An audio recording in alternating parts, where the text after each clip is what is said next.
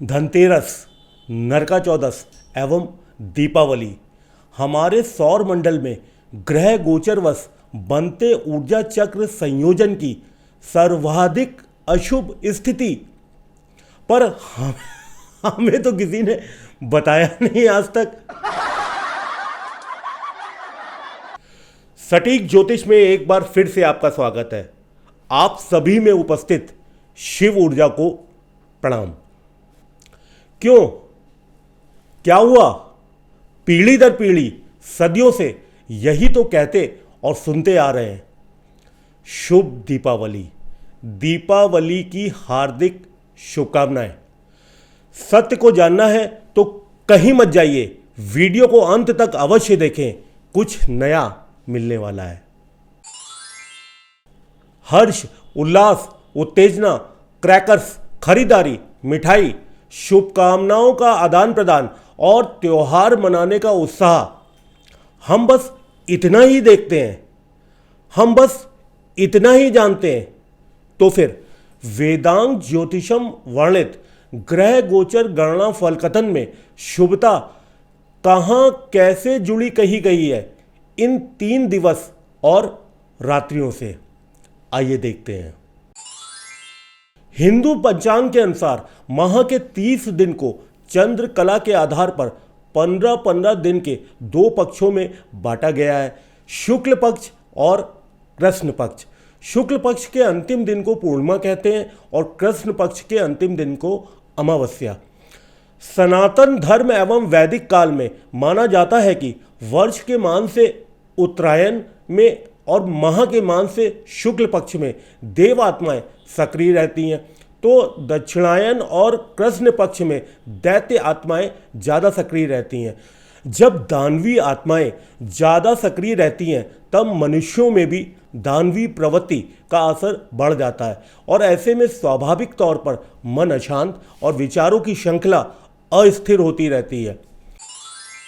ज्योतिष शास्त्र के पितामह आचार्य पराशर जी ने सौर मंडल में उपस्थित नवग्रहों में सूर्य को आत्मा और चंद्र ग्रह को मन का कारक ग्रह की संज्ञा दी है।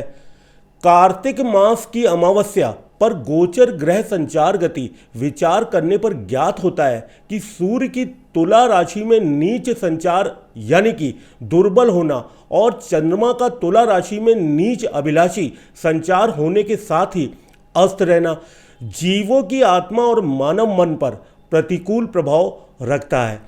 हमारे सौर मंडल में पृथ्वी द्वारा सूर्य की पूरे वर्ष के दौरान परिक्रमा पथ पर आकाशीय ग्रह संयोजन में सूर्य और चंद्रमा की एक ही साथ सर्वाधिक अशुभ आकाशीय संयोजन अवयोग दुर्योग की एक महास्थिति है।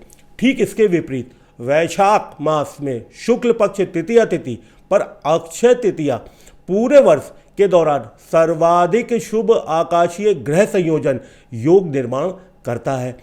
सूर्य चंद्रमा की उच्च परम स्थिति एवं निकटता वश मन और आत्मा की स्थिरता चरम पर होने से जीवन प्रगति पथ पर लिए जाने वाले सभी निर्णय कार्य सिद्ध और शाश्वत माने जाते हैं। इसलिए इन दोनों परिस्थिति को महत्वपूर्ण मानकर व्यक्ति के मन मस्तिष्क को धर्म की ओर मोड़ दिया जाता है। यह भी माना जाता है कि अमावस्या के दिन भूत प्रेत पितृ पिशाच निशाचर और जीव जंतु और दैत्य ज़्यादा सक्रिय और उन्मुक्त रहते हैं। ऐसे दिन की प्रकृति को जानकर विशेष सावधानी रखनी चाहिए। ज्योतिष शास्त्र बृहद संहिता में चंद्र को मन का देवता माना गया है। अमावस्या के दिन चंद्रमा दिखाई नहीं देता, तो ऐसे में हमारे शरीर मन में हलचल अधिक बढ़ जाती है। जो व्यक्ति नकारात्मक सोच वाला होता है उसे अन्य प्रबल बड़ी नकारात्मक शक्ति अपने प्रभाव में लेकर अपना हित साध लेती है। तो फिर स्वर्ण पात्र अमृत औषधि पान से कैसे होगी स्वास्थ्य धन प्राप्ति? आयुर्वेद आचार्य धन्वंतरी ईशा से लगभग 10,000 वर्ष पूर्व हुए थे। वह काशी के राजा महाराज धन्व के पुत्र थे। उन्होंने शल्य शास्त्र पर महत्वपूर्ण अन्वेषण किया। सुश्रुत संहिता किसी एक का नहीं बल्कि धन्वंतरी, दिवोदास और सुश्रुत तीनों के वैज्ञानिक जीवन का मूर्त रूप है। धन्वंतरी के जीवन का सबसे बड़ा वैज्ञानिक प्रयोग अमृत का है। उनके जीवन के साथ अमृत का कलश जुड़ा हुआ है, वह भी सोने का कलश। अमृत निर्माण करने का प्रयोग धन्वंतरी ने स्वर्ण पात्र में ही बताया था। उन्होंने कहा कि जरा मृत्यु के विनाश के लिए ब्रह्मा आदि देवताओं ने सोम नामक अमृत का आविष्कार किया था। धन्वंतरी के संप्रदाय में 100 प्रकार की मृत्यु हैं, उनमें एक ही काल मृत्यु है। शेष अकाल मृत्यु रोकने के प्रयास ही निदान और चिकित्सा है। आयु के न्यून आधिक्य की एक एक माप धन्वंतरी ने बताई है। मानव की भोज्य सामग्री का जितना वैज्ञानिक व सांगोपांग विवेचन धन्वंतरी और सुश्रुत ने किया है, वह आज के युग में भी प्रासंगिक और महत्वपूर्ण है। और हमने सुना क्या और हम करते क्या हैं? धनतेरस से लेकर दिवाली तक लोग भगवान से सुख, संपत्ति और अच्छे स्वास्थ्य की कामना करते हैं। दिवाली के समय किसी नए बिजनेस की शुरुआत को शुभ माना जाता है। धनतेरस के दिन लोग अपने व्यापारिक प्रतिष्ठानों की सफाई कर उसे अच्छी तरह सजाते हैं और लक्ष्मी के आगमन के लिए पूजा अर्चना करते हैं। इस दिन बर्तनों और आभूषणों की दुकानों पर काफ़ी भीड़ देखने को मिलती है। अंधाधुंध व्यय, खरीदारी, ठाट प्रदर्शन, वाह! ज्योतिष दिव्य शास्त्र समाहित दृष्टिकोण अनुसार यह उचित नहीं है। आत्मकारक सूर्य की नीच स्थिति एवं 13 तिथि प्रदोष पर गोचर चंद्र कुंडली में व्ययेश स्वामी की नीच उपस्थिति, वो भी धन संचय और कुटुंब स्थान पर अस्त व्यस्त आत्मबल एवं बंद आंखों से दौड़ती मानव मनोदशा भेड़चाल की परिचायक है। शायद इस प्रचंड दुर्दांत सूर्य चंद्र गोचर प्रभाववश बनी विषकारी मनोस्थिति से संभावित दुर्बल मानसिक, शारीरिक, भावनात्मक स्वास्थ्य को धन्वंतरी द्वारा स्वर्ण पात्र, अमृत कलश, औषधि पान द्वारा संतुलित कर सकने की विधि बताई गई, जिसको कालांतर में हमारे वैश्य समाज ने व्यापारिक लाभ कामना से गलत रूप में परिभाषित कर समाज को गुमराह करते हुए अंधाधुंध धनतेरस खरीदारी को प्रलोभित किया। ऐसे जातक जिनके जन्मकालीन आकाश अर्थात जातक जन्म पत्रिका अनुसार सूर्य चंद्र युति, सूर्य चंद्र ग्रहण दोष, सूर्य चंद्र नीच मलिन योग दोष मार्केश दशा द्वारा कष्ट बाधा को प्राप्त है, कमेंट्स बॉक्स में जन्म विवरण भेजकर उपाय प्राप्त कर सकते हैं। चंद्र बल ऊर्जा संतुलित करने हेतु चांदी निर्मित मोती युक्त अष्टोत्तरी शत नामावली मंत्रों द्वारा प्राण प्रतिष्ठित चंद्र यंत्र को प्राप्त कर ध्यान, विनियोग, संकल्प द्वारा अवश्य धारण किया जा सकता है। दिवाली यानी कार्तिक मास की अमावस्या सिर्फ साधारण अंधेरी निशा नहीं है, इस निशा में उजाले की प्रवृत्ति समाहित है, इसलिए ये महानिशा कहलाती है। इस रात में जीवन को बदल देने वाला गुण धर्म पाया जाता है। दिवाली का दीपक कोई ब्रह्म दीपक नहीं, अपितु इसका आशय अंतर्ज्ञान से है, तुम्हारी खुद की, हम सभी की नीयत और मंशा से है। जिसकी नीयत साफ है वही समृद्धि का वाहक है। दीपक तो समृद्धि का सूत्र मात्र है, एक संकेत ही देता है। हम सब इस सत्य को जानते हैं। पीढ़ी दर पीढ़ी समुद्र मंथन की कथा वर्णन श्री भागवत पुराण, महाभारत, विष्णु पुराण, अग्नि पुराण आदि पुराणों में देखा है कि भौतिक संसाधनों की प्राप्ति के लिए सकारात्मक और नकारात्मक शक्तियों ने मिलकर समुद्र को मथा, खंगाला।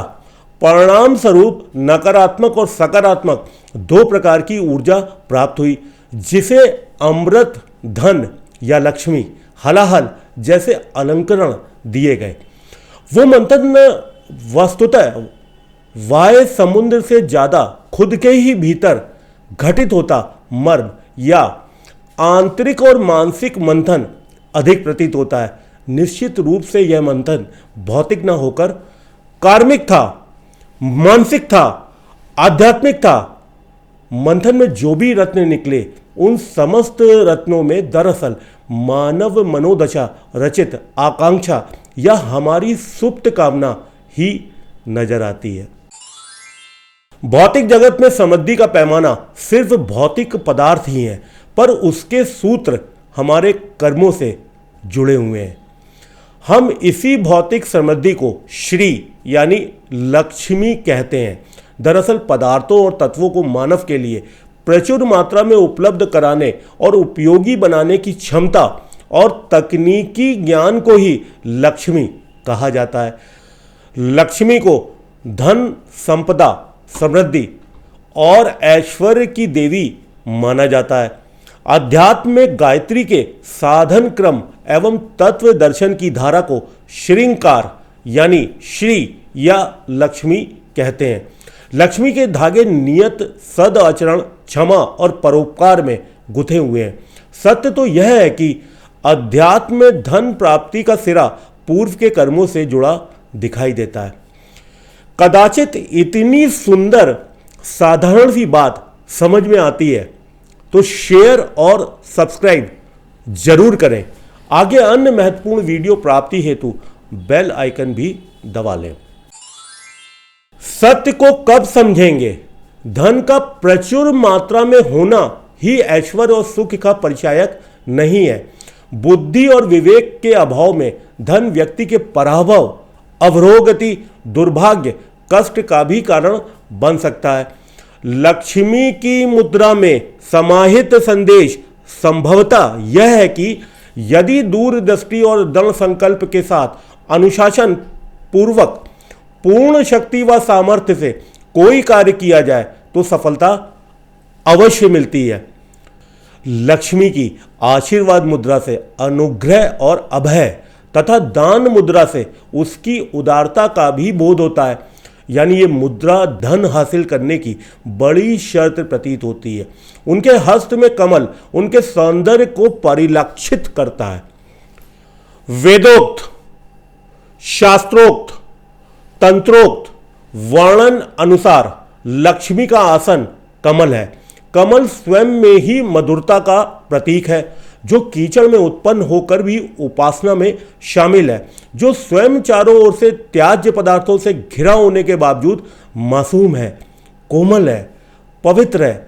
लक्ष्मी स्त्री स्वरूपा है, क्योंकि स्त्री स्वयं में ही शक्ति का पुंज है। उनका एक मुख और चतुहस्त दरअसल एक लक्ष्य और चार विचारों, दूरदृष्टि, दृढ़ संकल्प, नियम अनुशासन, परिश्रम को प्रतिबिंबित करता है।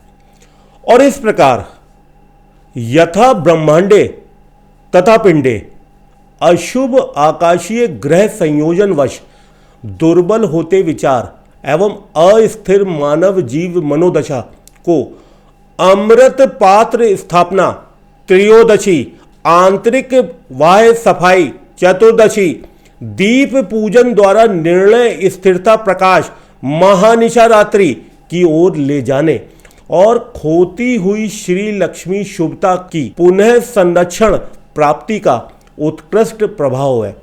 5 दिवसीय धनतेरस से भाई दूज की यात्रा के मध्य शुभ दीपावली, हैप्पी दिवाली।